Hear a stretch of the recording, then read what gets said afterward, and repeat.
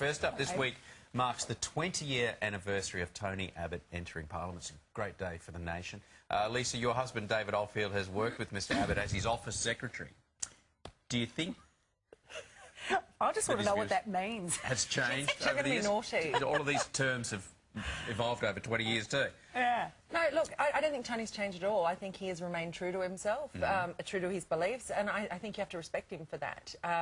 He's been very unfairly maligned, particularly when he was up against Julia Gillard, being called a misogynist. He's anything but. And he's not called that now, obviously. Oh, yeah, well, he's not called that now because he's up against Bill Shorten. Obviously. But, you know, you have this lunatic left fringe having a go, saying things like, you know, he hates women, and, like I said, nothing could be further from the truth. He lives with a lot of them, so it's understandable. They probably do make his life hell, so it's understandable.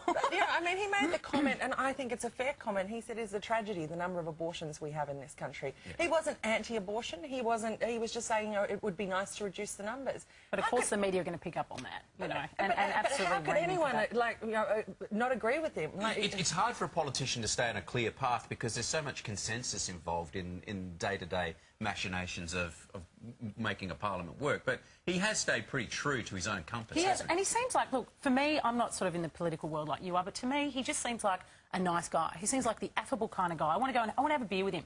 I want to talk to him. I want to tell him to not wear pudgy smugglers, but I still want to talk to him. He's a rural firefighter, you know, like, I mean, he volunteers as a lifeguard. I mean, he's got a caravan next to the guy I do radio with, Marty, down in Sussex Inlet. He's got a caravan down there, and he, you know, he mixes with the commoners. He hangs out with everyone. He's one of, you know, he's one of us. I think he is probably much more like your average punter than, you know, a globe-trotting Kevin Rudd or Julia Gillard.